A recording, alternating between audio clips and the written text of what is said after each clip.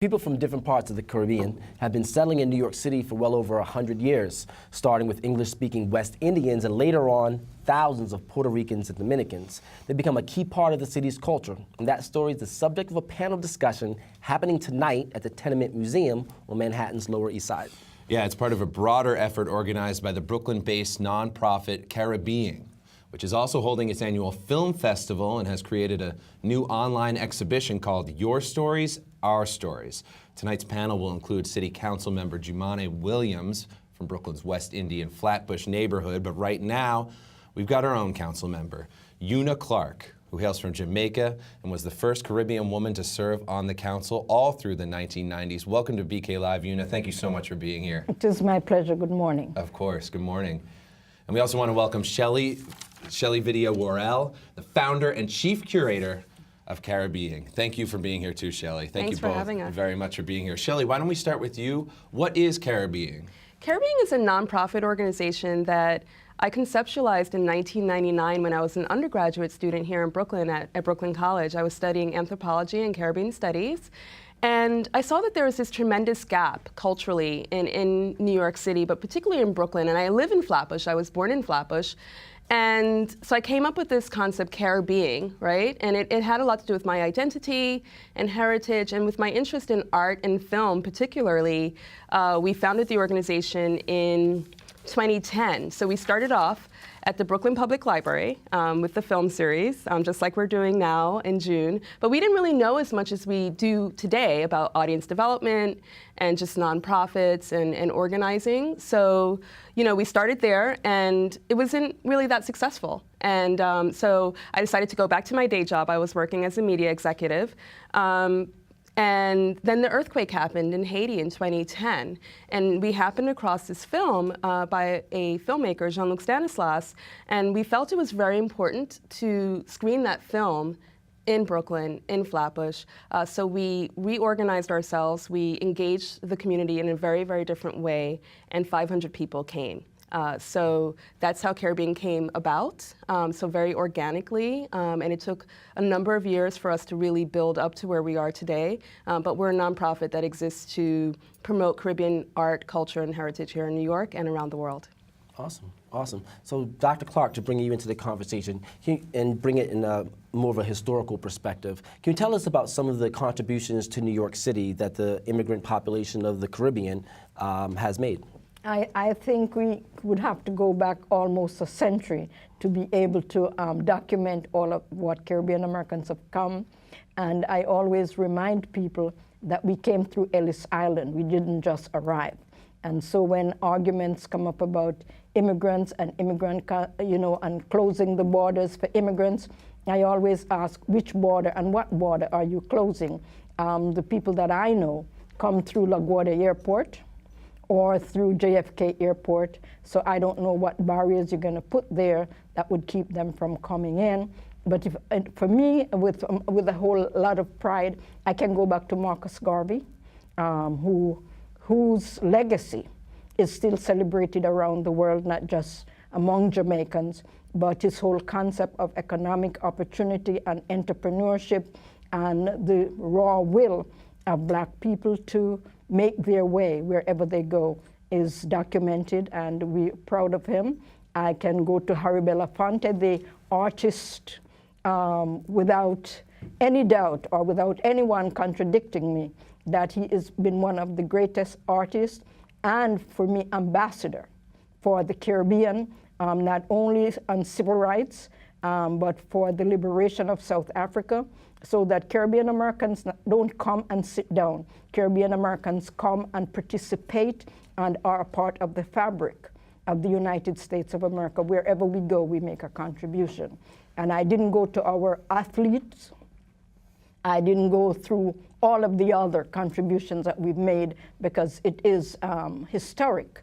Our contribution. Yeah, and numerous. Yes. Now, you were the first city council member from the Caribbean. And you served all throughout the 1990s. How do you see it now differently, not just in city council, but maybe all over Brooklyn than it was when you were first elected? I remind people all the time, I'm not just the first Caribbean American to be elected to the city council. I'm the first immigrant woman from any place, anywhere, that has come to New York to serve in the New York City Council. And I was making my way for other immigrants, women in particular, who can find their voice on behalf of their community and on behalf of the city, and to make sure that we let everyone know that we don't come to take, we come to give. As other ethnic groups have come and have given to the United States of America, we are not tenants, we are owners. Okay. So, Shelley, can you tell us a little bit about what we'll hear and see at the Tenement Talk this evening? Yeah, so we've been working with the Tenement Museum for a number of months on this program, and they actually came and they did a site visit in Flatbush at the Midwood Senior Center about a month ago. So basically, tonight there's a panel discussion about Caribbean immigration and what it means to be a Caribbean immigrant in New York City. As many of you may know, the Tenement Museum started off as an institution that focused exclusively on Irish and Irish immigration and Jewish immigrants, and since then they've expanded their scope to include the stories of all Caribbean, or all immigrants, excuse me, citywide. And so when they wanted to reach the Caribbean community, they reached out to us, and of course we wanted our stories to be told in that particular exhibition, in that institution, so we were really happy to partner with them on this program. And Dr. Clark, can we talk more about your story? What was your story when you immigrated to the U.S. and how you became, a historic elected official here in the U.S.? I go back to the village, the district from which I come in Jamaica. My parents, especially my father, is a cane farmer and an organizer. Was always participating. So I understood what it is to participate, and I came to the U.S. just before the Civil Rights Movement. And I became a member of the International Students Union because I came as a foreign student. And so I tried to make known my presence, both as a student and then later as an immigrant, to make sure that my participation, and it was good that I came just before the Civil Rights Movement, so I was able to see the cruelty of the South, and not that it wasn't subtle in the North, but the cruelty of the South. And I decided that whichever way it works, you have to cast your lot to make sure that you are participating. And so I became a part of that movement. I was lucky and fortunate to have met Martin Luther King, rest his soul, Malcolm X, rest his soul, so that I had good role models. And I was, for the South African movement, I was invited to participate by a gentleman who was a blind labor leader and who was Robinson, and I participated. I was able to reconnect with Harry Belafonte, my own countryman in many ways, and be able to have the kind of role models and the kind of reinforcement that would say to me, participate and make sure that you understand what's happening. And so by the time I was able to, I became a teacher. I went to Long Island University, which is around the corner from here. And I learned on campus because there was a lot of unrest on campus. And so I learned what it is to participate and not to be afraid of your own voice and of your own contribution, that you can make it. You don't have to do a lot. You can do a little, but with everybody participating, you can make a difference. I'm so curious, as a quick follow-up, what was the context of your meeting with Martin Luther King, and what was your impression of your interaction with? I was invited to Harlem to a meeting when they were discussing the issues of the civil rights movement and the broad strokes of what needed to be done. Students were participating at that point in time, and the reasons that students are participating, because the younger people had the energy to uplift and to push forward the seniors who were their role models in terms of and understanding what the real issues of segregation was and being disenfranchised in a country that you've helped to build or that you're a builder of. So that meeting was enlightening. I have met his wife and his children, so I know the King family as a role model for the things that I have done. And it helped me to find my own voice and to say, you don't have to be afraid. If you're talking to a white person, you're talking to a white person. You're talking to a black person, you're talking to a black person. I believe that there are only two powers that I have to contend with.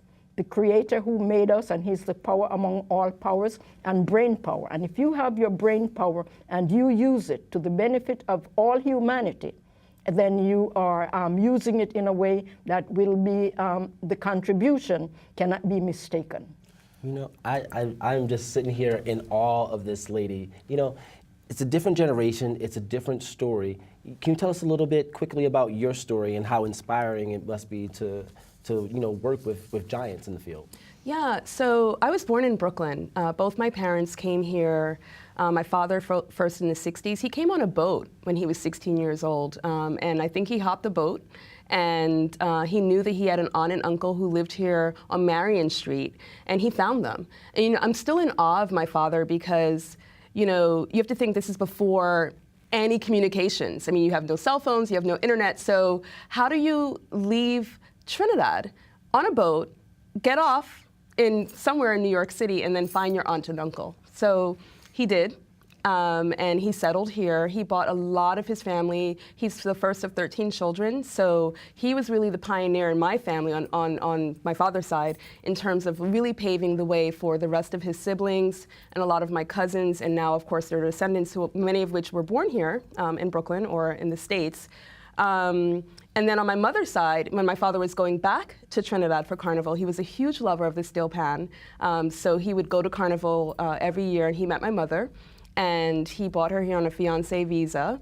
And they moved to Flatbush. They were living on Bedford Avenue, and I live very, very, very close to that address today. And so I was born here in Brooklyn, so that's why, you know, a huge part of me is very tied to this borough. But as we know, Brooklyn has become a very Caribbean city. It's one of the most important Caribbean cities in the world. And that's why I feel it's very, very important, the work that we do, particularly here in New York.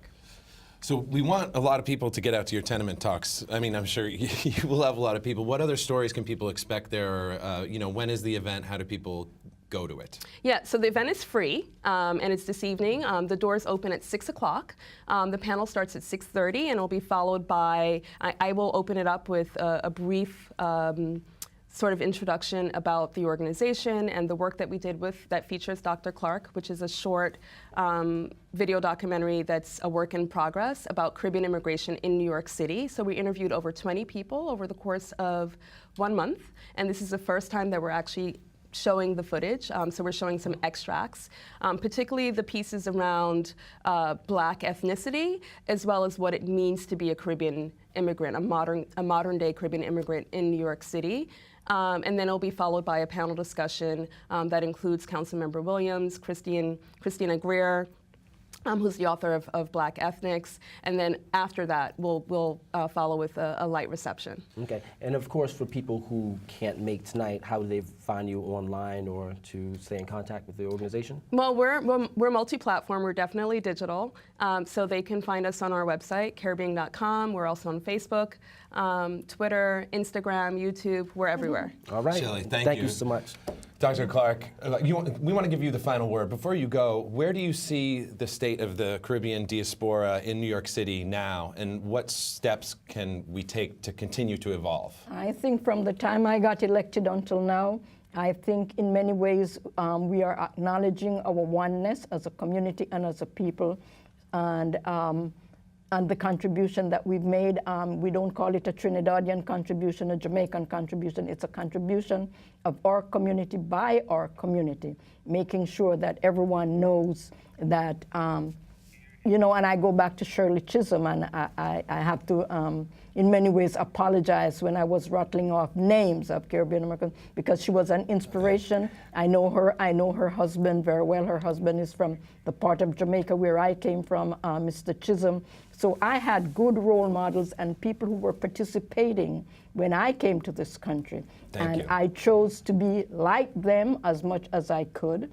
I shot some of them, but I know that I gave it the best that I could. And in my 10 years in office, I hope that there's a tradition that will come. I hate to cut continue. you off, but I could listen to you all day. Thank you so much, and we look to have you back again soon. Dr. Clark, all thank right? you. Shelley, thank you so Thank much. you. We'll be at the Tenement Talks tonight.